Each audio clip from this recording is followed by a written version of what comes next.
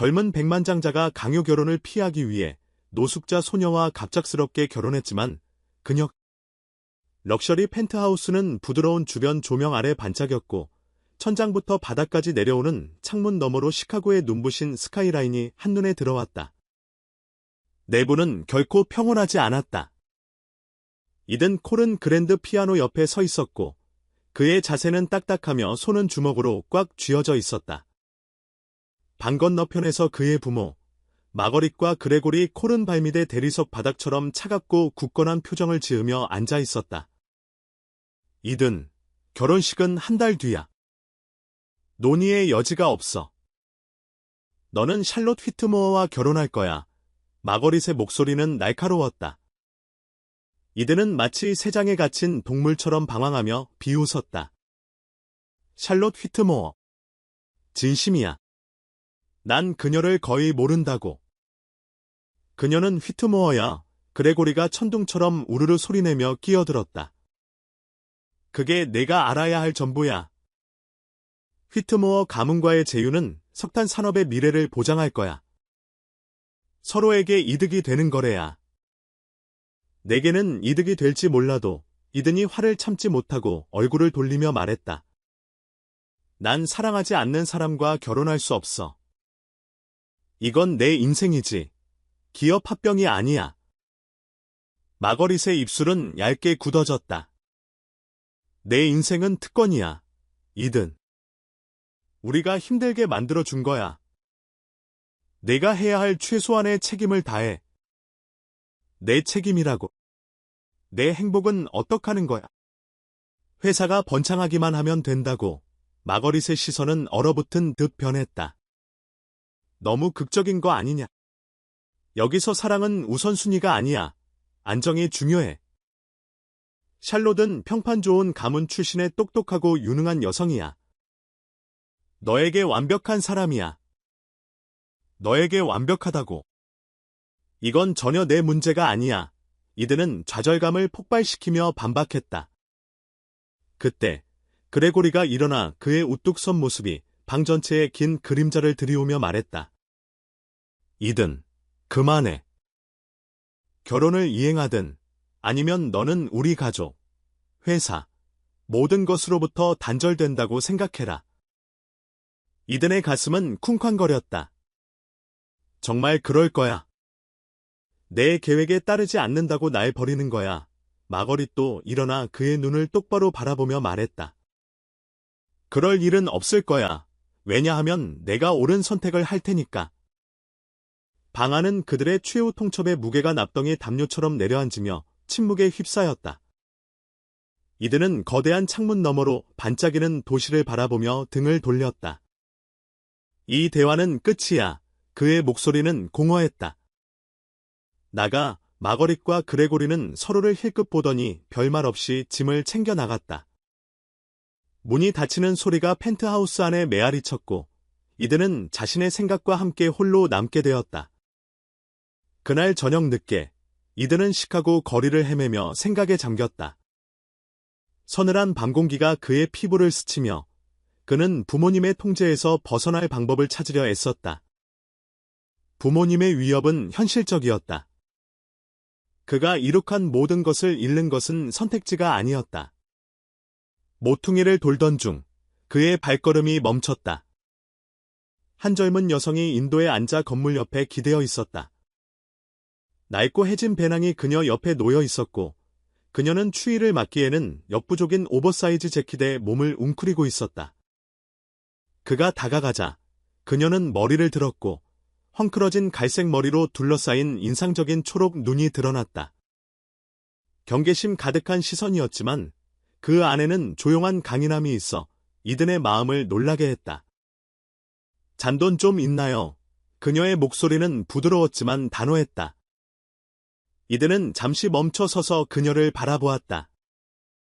이름이 뭐예요? 그녀는 머뭇거리며 낯선 이가 자기에게 단순한 부탁 이상을 물어보는 데 익숙하지 않음을 드러냈다. 릴라, 마침내 그녀가 대답했다. 이든의 머릿속에 야생의 아이디어가 번뜩였다. 릴라, 그는 그녀의 눈을 바라보기 위해 약간 쭈그려 앉으며 반복했다. 만약 내가 내 인생을 바꿀 수 있다고 말한다면 그녀는 이 말을 찌푸렸다. 너 영화 너무 많이 봤나 바시드는 짧게 웃으며 대답했다. 하지만 진심이야. 만약 내가 너를 거리에서 벗어나게 해주고 살 곳, 음식, 옷, 새 출발에 필요한 모든 걸 줄 수 있다고 한다면 그녀는 눈을 가늘게 뜨며 의심 섞인 목소리로 물었다. 어떤 대가가 따르는데 기드는 몸을 펴며 코트 주머니에 손을 집어넣었다. 나와 결혼하는 거야. 1년 동안 릴라는 그가 정신 나간 줄 알듯 그를 바라보았다. 뭐라고요? 저는 미친 사람이 아니에요. 이든이 재빨리 말했다. 난 그냥 아내가 한 명 필요해. 복잡하지만 그냥 사업적 거래야. 너는 내가 필요한 모든 걸 갖게 될 거고 1년 후에 우리는 각자의 길을 가는 거야. 아무 조건도 없이 릴라는 머리를 저으며 씁쓸한 웃음을 터뜨렸다. 이게 농담인 거죠. 그렇죠. 당신이요. 완전히 낯선 사람과 결혼하라고. 진심이야. 이들은 단호하게 말했다. 계약서를 작성할게. 내가 보호받을 수 있도록. 그리고 내가 완전히 회복할 수 있도록 도와줄 만큼 충분한 돈을 줄 거야. 릴라는 그를 바라보며 경계하는 표정이 약간 누그러지는 것을 느꼈다. 왜 나죠? 기드는 잠시 머뭇거렸다. 답은 명확했지만 말하기엔 너무 취약해 보였다. 왜냐하면 너는 나를 모르니까. 내 돈이나 내 지위에 관심 없으니까. 너는 진짜 사람이야. 릴라는 자신의 손을 내려다보며 생각에 잠겼다. 제안은 터무니없었지만 그녀의 현실 또한 그랬다. 잃을 게 없었고 어쩌면 얻을 것도 많았다. 좋아요. 마침내 그녀가 그의 시선을 마주하며 말했다. 하지만 거짓말이면 난 끝장이에요. 난 거짓말 안 해. 기든이 약속했다. 두 사람은 악수를 하며 합의를 마쳤고 그 순간이 얼마나 그들의 인생을 바꿀지 둘 다 깨닫지 못했다. 릴라는 이든의 펜트하우스 따스한 빛 속에 앉아 커피컵 가장자리를 가볍게 쓸어내렸다. 그녀는 거대한 창문 너머 반짝이는 시카고 스카이라인을 바라보았다. 지난 1년 동안 자기가 집이라 부르던 거리와는 극명한 대조를 이루었다. 풍부한 환경은 꿈속의 한 장면처럼 비현실적으로 느껴졌고 그녀는 여기 어울리지 않는 기분이었다. 이들은 맞은편에 앉아 그녀를 조용히 지켜보았다. 그의 맞춤 셔츠와 단정한 태도는 그녀의 세계와는 너무나 동떨어져 있어 이들이 이렇게 대화를 나누고 있다는 것이 믿기 어려웠다. 그러니까 결론적으로 나와 결혼해서 강제 결혼을 피하라는 거예요. 릴라는 조심스럽게 말을 꺼냈다. 이든은 의자에 기대며 차분하지만 단호하게 대답했다. 그게 요점이야. 릴라는 씁쓸하게 웃으며 머리를 저었다. 당신은 나를 전혀 모르는군요. 그게 바로 요점이지. 이든이 대답했다. 너는 내가 보통 대하는 사람들이랑 다르잖아. 너는 정직하고 진짜 사람이야. 릴라의 시선이 날카롭게 변했다. 그걸 내가 어떻게 알아? 지금 당장 내가 거짓말하고 있을 수도 있는데. 그럼 왜 내가 그러지 않아? 기든이 눈을 똑바로 바라보며 반박했다. 릴라는 시선을 돌리며 가슴이 답답해지는 것을 느꼈다. 그의 자신감은 그녀를 불안하게 했지만 제안은 너무나도 유혹적이었다. 1년 전, 릴라의 인생은 알아볼 수 없을 정도로 달라졌기 때문이다. 그녀는 아버지와 함께 아담하지만 아늑한 집에서 살며 음악과 큰 무대에서 연주하겠다는 꿈으로 가득 찬 나날을 보냈다. 그녀의 아버지는 강인한 독립심의 소유자였으며 피아노와 기타를 가르쳐주며 언제나 그녀의 재능을 북돋아 주었다. 하지만 모든 것은 아버지가 병에 걸리면서 바뀌었다. 급증하는 의료비는 저축을 순식간에 고갈시켰고 릴라가 자란 집은 비용을 충당하기 위해 팔렸다. 아버지가 돌아가신 후 그녀는 몇 개의 개인 소지품과 낡은 기타만을 남기고 모든 것을 잃었다. 자존심 때문에 도움을 청할 수 없었던 그녀는 스스로 버티려고 했었다. 그녀는 길거리와 작은 커피숍에서 연주하며 생활비를 벌었지만 그 돈은 집세를 내기에는 턱없이 부족했다. 서서히 그녀는 노숙 생활에 빠져들었고 오로지 음악만이 옛날 삶의 유일한 흔적으로 남았다. 고난 속에서도 릴라는 포기하지 않았다. 그녀는 매일매일을 버티며 자존심을 굳건히 지켰다. 지금 이든의 터무니없는 제안을 마주했을 때에도 본능적으로 떠나고 싶었지만 잘 모르겠어요. 침묵을 깨며 그녀가 마침내 말했다. 말도 안 돼요. 이든은 앞으로 몸을 기울이며 부드럽게 말했다.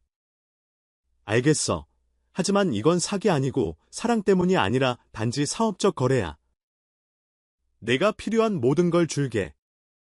음식, 옷, 머물 곳, 그리고 새 출발을 위한 도움까지. 1년 후, 우리는 각자의 길을 가자. 릴라는 그를 응시하며 본능과 절박함 사이에서 갈등했다.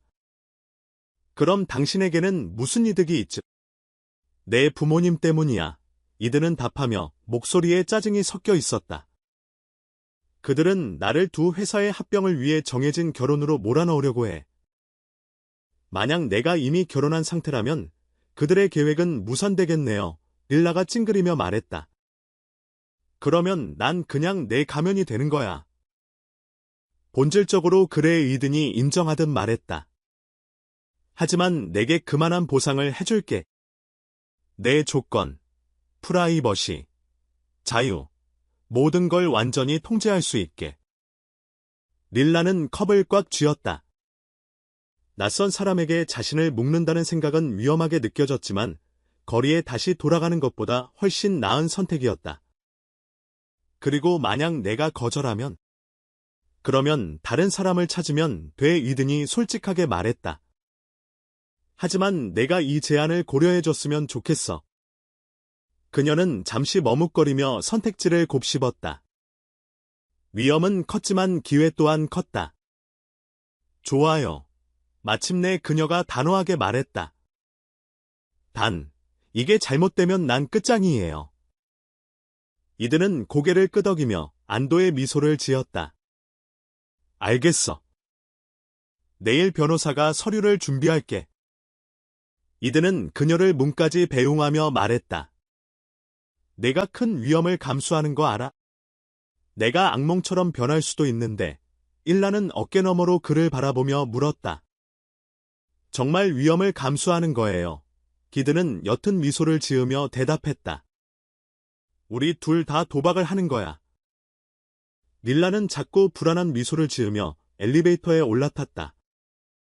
문이 닫히자 그녀는 한숨 돌릴 틈을 가졌다. 아무도 몰랐지만 릴라는 단순한 어려운 음악가가 아니었다. 그녀는 릴라 하노버, 한때 권력 있는 사업가였던 조너선 하노버의 소외된 딸이었다. 수년 전 큰 스캔들로 몰락한 후 그녀는 온 삶을 가족의 이름에서 벗어나 자신만의 길을 가기 위해 노력해왔다. 만약 이든이 그녀의 진짜 정체를 알게 된다면 모든 것이 무너질 수도 있었다. 엘리베이터가 내려가며 릴라는 속으로 중얼거렸다. 이건 그냥 1년뿐이야. 하지만 그녀 깊은 곳에서는 이 거래에 단순한 것이 없음을 알고 있었다. 이든의 펜트하우스에서의 첫 아침은 릴라에게 초현실적으로 느껴졌다. 그녀는 주방에 서서 세련된 대리석 조리대와 고급 가전제품을 바라보며 완전히 어울리지 않는 기분을 느꼈다.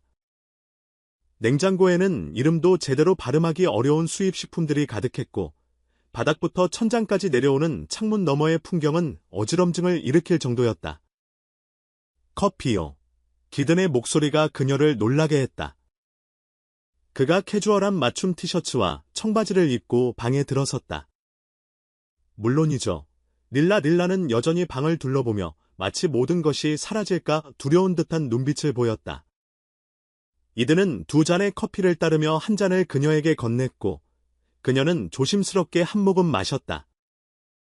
천장이 무너지는 걸 기다리는 것 같아 보여. 릴라는 씁쓸하게 웃으며 말했다. 정말 너무 많은 것 같아요. 이런 곳에서 살아본 적이 없으니까요. 익숙해질 거야. 이든은 조리대에 기대며 말했다. 이건 거래의 일부라고 생각해. 거래요. 하루 결혼, 다음 날엔 낯선 사람들이라니. 그는 웃음을 터뜨렸다. 비정상적이긴 하지만 괜찮을 거야. 너는 생각보다 강해.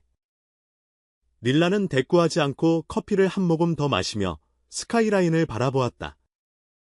그녀는 이 모든 가면극을 얼마나 오래 유지할 수 있을지 스스로에게 물었다.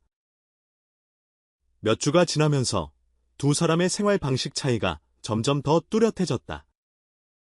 릴라의 독립적인 성격은 이든의 부와 특권의 세계와 충돌했다. 그녀는 하우스키퍼에게 의존하지 않고 직접 요리를 하려 했고, 이든은 그것을 재미있게 바라보았다. 계란을 태울 수 있다는 게 가능하리라곤 생각 못했어. 어느 아침, 이든이 펜에 탄 자국을 긁어내며 농담을 던지자 나한테 시작하지 마세요. 미스터 퍼펙트 릴라가 대답하며 입가에 어쩔 수 없는 미소가 번졌다. 어색한 시작에도 불구하고 두 사람은 놀라울 정도의 리듬을 찾아갔다. 이든은 릴라의 재치와 날카로운 관찰력에 감탄했고, 릴라는 이든의 자신감 넘치는 외모 아래 숨겨진 연약함을 엿보기 시작했다. 어느 날 밤, 그녀는 그가 자신의 서재에서 책상 위에 놓인 사진을 바라보고 있는 모습을 발견했다. 그것은 어릴 적 이든이 아버지 무릎에 앉아있는 모습이었다. 행복해 보여요. 문가에 기대어 서 있던 릴라가 말했다. 이든은 깜짝 놀라 사진을 뒤집으며 대답했다. 겉모습은 속일 수 있지. 릴라는 호기심에 다가섰다. 무슨 일이 있었나요? 이든은 한숨을 쉬며 말했다. 내 부모님은 항상 나를 회사의 연장선으로만 보셨어. 한 인간으로서가 아니라. 내 인생은 그들의 기대에 부응하기 위해서만 존재했어. 릴라는 얼굴을 찌푸리며 말했다. 정말 지치겠네요. 그래. 그래서 빠져나와야 했어. 이 결혼은 그들을 반항하는 것만이 아니라 내가 스스로 선택할 수 있다는 걸 증명하려고. 릴라는 천천히 고개를 끄덕이며 처음에 회의감이 서서히 누그러짐을 느꼈다. 정말 내가 얼마나 힘들었는지 몰라. 어느 날 밤, 잠을 이루지 못한 이들은 펜트하우스를 돌아다니다가 거실에서 희미한 음악 소리를 들었다. 그는 소리를 따라갔고 구석에 자리한 오래된 업라이트 피아노 앞에 앉아 연주하는 릴라를 발견했다. 그녀는 음악에 너무 몰입한 나머지 처음에는 그를 알아차리지 못했다. 정말 놀라워요. 연주가 끝나자 이든이 부드럽게 말했다. 릴라는 깜짝 놀라 그를 바라보았다. 누군가 듣고 있는 줄 몰랐어요. 당신이 연주할 줄은 몰랐네요. 왜 말하지 않았어? 그녀는 어깨를 으쓱이며 머리카락 한 올을 털어냈다. 별로 말하고 싶지 않았어요. 그냥 내 과거의 한 부분일 뿐. 이든은 그녀를 바라보며 더 깊은 이야기가 숨겨져 있음을 느꼈지만 묻지는 않았다. 자주 연주해야 해. 너는 진짜 재능이 있어. 릴라는 작게 미소 지었다. 시간이 흘러 그들의 거래는 첫 진짜 시험대에 올랐다. 몇 주 후 열린 자선 갈라에서 이든은 릴라를 아내로 소개해야 했고 그녀는 완전히 어색한 기분에 휩싸였다. 괜찮을 거야. 이든이 그녀를 안심시키며 말했다. 그냥 웃고 끄덕여. 너는 말하기 쉽죠. 릴라가 빌린 이브닝 드레스의 밑단을 다듬으며 중얼거렸다. 사교 행사 도중 릴라는 자신도 모르게 이든의 부모조차 놀라게 하는 능력을 발휘했다. 그녀의 천부적인 매력과 기민한 판단력은 여러 영향력 있는 손님들의 마음을 사로잡았고 이든의 회의적인 부모마저 잠시 침묵하게 만들었다. 내 아내, 정말 매력적인 한 손님이 이든에게 속삭였다. 그래, 그렇지. 이든은 릴라를 바라보며 미소 지었다. 그러나 그날 저녁도 순탄하지만은 않았다. 마거릿 콜은 릴라를 따로 불러내며 얇고 차가운 미소를 지었다. 오늘 밤 내 역할은 훌륭했어. 마거릿의 목소리에는 비아냥이 묻어 있었다. 감사해요. 릴라는 침착하게 대답하며 위압감을 이겨냈다. 마거릿의 미소가 잠시 사라지며 하지만 내가 속았다고 생각하지 마라. 내 안에 감춰진 비밀이 뭔지 반드시 밝혀내겠어. 릴라의 숨은 멈췄지만 침착함을 유지하려 애썼다. 잘 해봐요. 그녀가 발끝을 돌려 걸어 나갔다. 밤이 깊어가면서 릴라는 마거릿의 말이 계속 머릿속을 떠나지 않았다. 언젠가 자신의 과거가 드러날 것임을 알았지만 그때 어떤 대가를 치러야 할지 두려웠다. 펜트하우스로 돌아온 이들은 그녀의 침묵 속에 숨어있는 슬픔을 느꼈다. 괜찮아. 그가 물었지만 릴라는 억지로 미소 지으며 대답했다. 네, 그냥 피곤해요. 그날 밤, 천장을 바라보며 누워있던 릴라는 이 거래가 점점 더 복잡해지고 있음을 느꼈다. 한편, 마거릿 콜의 서늘한 정확함과는 대조적으로 콜 맨션의 다른 곳은 따스함이 가득했다. 마거릿은 자신의 서재에서 노트북과 두꺼운 서류들을 펼쳐놓고 앉아 있었다. 화면 속에 비치는 얼굴은 분명 릴라의 것이었지만 젊은 시절의 모습과 스캔들 헤드라인들이 함께였다. 하노버 제국, 사기 스캔들로 붕괴. 마거릿은 얇게 웃으며 전화를 들었다. 이들은 새로운 프로젝트 제안을 검토 중이었고 전화가 울리자 어머니의 이름을 보고 한참 머뭇거렸다. 무슨 일이야? 어머니. 마거릿의 목소리는 짧았다. 내 아내에 대해 얘기해야 해. 뭐라고요? 그녀가 뭔데? 이들은 한숨을 쉬며 의자에 기대었다. 마거릿은 서류들을 가리키며 말했다. 내 아내, 릴라는 릴라 하노버야. 들어본 적 있겠지. 이들은 얼굴을 찌푸리며 문서들을 훑었다. 그의 눈은 점점 커져갔고 퍼즐 조각들이 맞춰지기 시작했다. 하노버라. 조너선 하노버에. 그래, 마거릿이 단호하게 확인했다. 10년 전 대형 기업 사기 스캔들로 모든 걸 잃은 그 불명예스러운 거물. 그가 그녀의 아버지야. 이들은 고개를 저으며 믿기 어려운 마음으로 물었다. 왜 내게 말 안 했어? 그녀가 숨기고 있었어. 마거릿은 날카롭게 말했다. 생각해봐. 이든. 그녀는 널 이용하고 있는 거야. 자신의 가족 명성을 재건하기 위해서. 이들은 이를 꽉 깨물며 분노와 혼란에 휩싸였다. 그런 거 몰라. 마거릿은 한 걸음 다가서며 낮고 신랄하게 말했다. 순진하게 굴지 마라.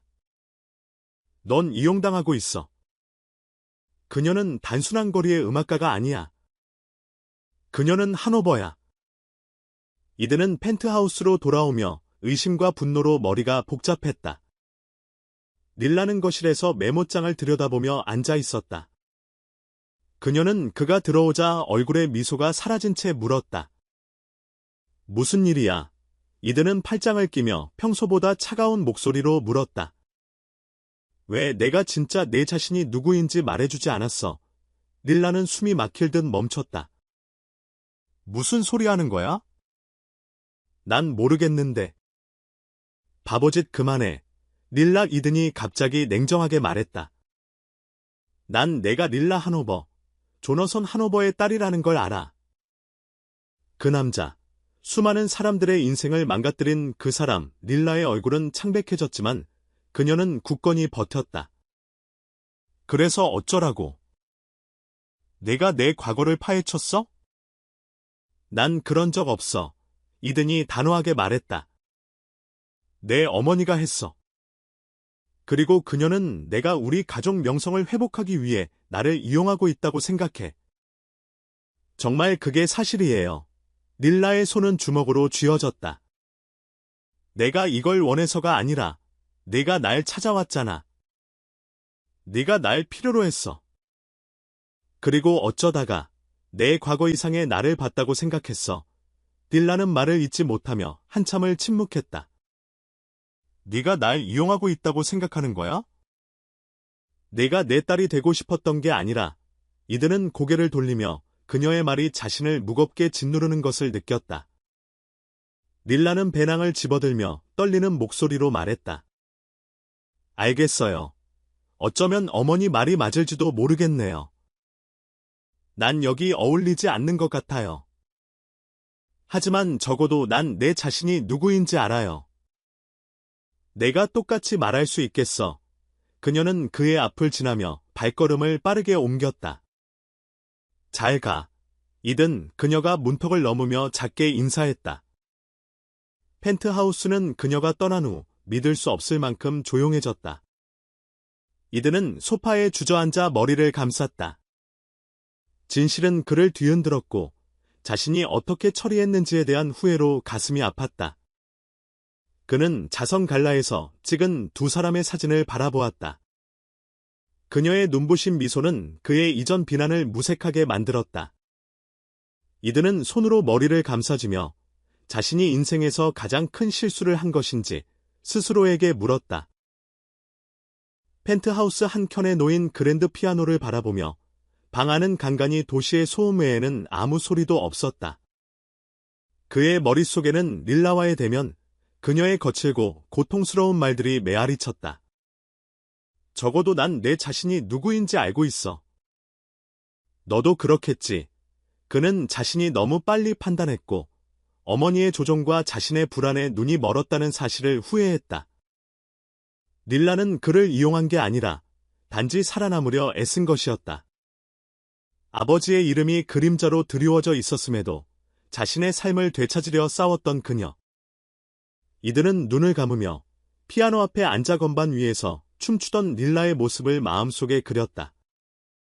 그녀는 하노버라는 이름이나 스캔들에 정의되지 않았다. 그녀는 자신만의 사람, 빛나고 회복력 있으며 정직한 존재였다. 그리고 그는 그녀를 놓쳐버렸다. 한편 릴라의 세계는 급격히 변했다. 이든을 떠난 후 그녀는 자신이 가장 잘 아는 음악의 길로 돌아갔다. 작은 공연장에서 연주하며 매 공연마다 자신감이 커졌다. 시내의 아늑한 재즈바에서 릴라는 기타를 들고 의자에 앉아 있었다. 관객은 소수였지만 집중하며 그녀의 목소리와 열정에 매료되었다. 공연이 끝나자 진심 어린 박수갈채가 울려 퍼졌고 이는 이든의 비난이 남긴 상처를 달래주는 위안이 되었다. 오랜 세월 만에 릴라는 자신을 하노버가 아닌 예술가로서 되찾고 있음을 느꼈다. 내 목소리, 정말 놀라워요. 한 남자가 말하며 그녀의 기타를 정리해 주었다. 녹음 생각은 없어요? 한번 도전해보는 건 어때요? 릴라는 정중하게 미소 지으며 고개를 저었다. 한 걸음씩, 천천히. 펜트하우스에 머무는 동안 이들은 릴라가 없는 공허함을 떨칠 수 없었다. 그녀에게 사과하고자 필사적으로 믿음직한 비서 클레어에게 손을 내밀었다. 클레어, 넌 정말 대단해. 이든이 방을 서성이며 말했다. 난 망쳤어.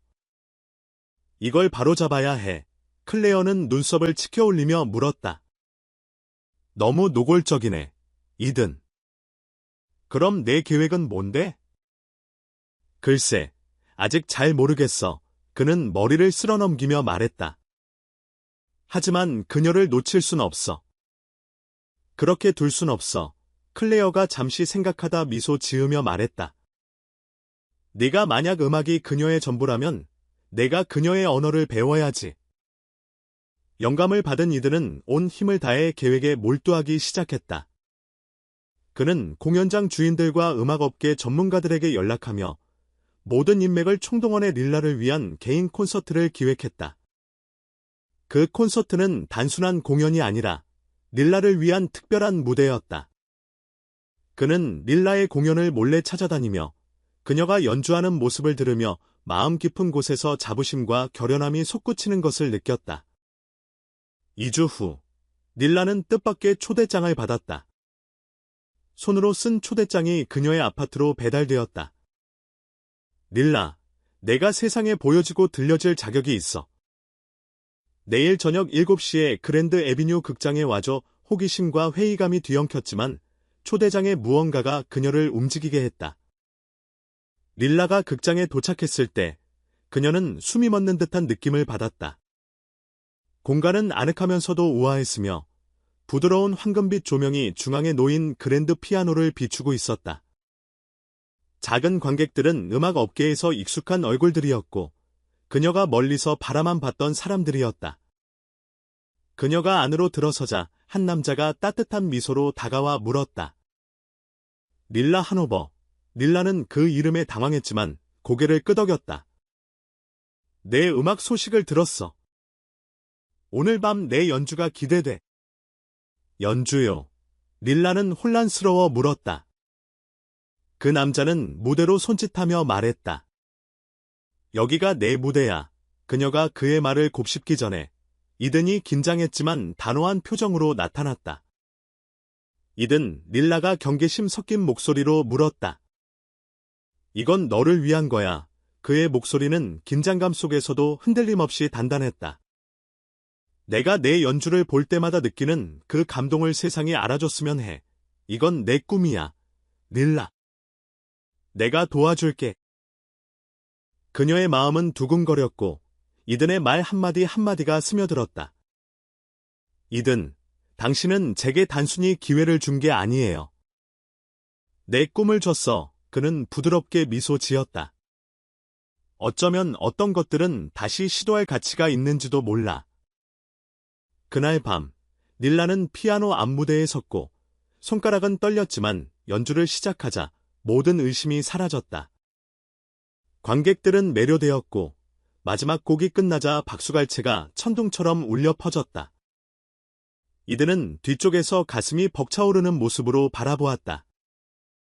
공연장이 비워진 후 릴라는 무대 옆에서 이든을 만났다. 이렇게까지 할 필요는 없었어요. 난 했어. 그의 목소리에는 따뜻함이 묻어 있었다. 왜냐하면 너는 그럴 가치가 있으니까. 릴라는 오랫동안 그를 바라보다가 미소 지었다.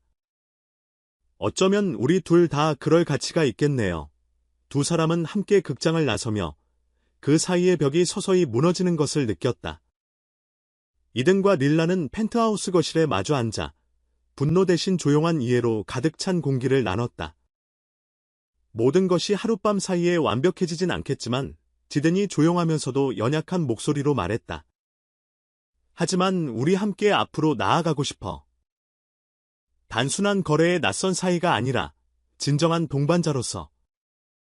릴라는 그의 얼굴을 살피며 눈에 아무런 기만이 없음을 확인했다. 쉽지는 않겠지만 하루아침에 다시 쌓아 올릴 수 없다는 거 알아. 하지만 난 그럴 각오가 되어 있어. 매일이라도 작은 미소가 릴라의 입가에 스쳤다. 너 참 고집이 세구나. 알지? 너도 그래. 이들은 부드럽게 웃으며 대답했다. 두 사람은 함께 웃으며 그 사이의 긴장이 서서히 풀리기 시작했다. 그 후 1년 동안 이든과 릴라는 점점 가까워졌고 그들의 관계는 진정한 것으로 변해갔다. 릴라는 계속해서 공연하며 음악계에서 인정을 받았고 이든은 언제나 그녀의 가장 든든한 후원자가 되어 모든 공연에 참석했다. 동시에 릴라는 이든이 부모님과의 긴장된 관계를 극복하도록 도와주었다. 그레고리는 여전히 거리를 두었지만 마거릿의 차가운 태도는 그녀가 이든을 진심으로 사랑하는 모습을 보며 서서히 녹아내리기 시작했다. 내 아내는 내가 예상한 것보다 훨씬 강하구나. 어느 저녁 마거릿이 이든에게 털어놓았다. 그리고 너도 마찬가지야.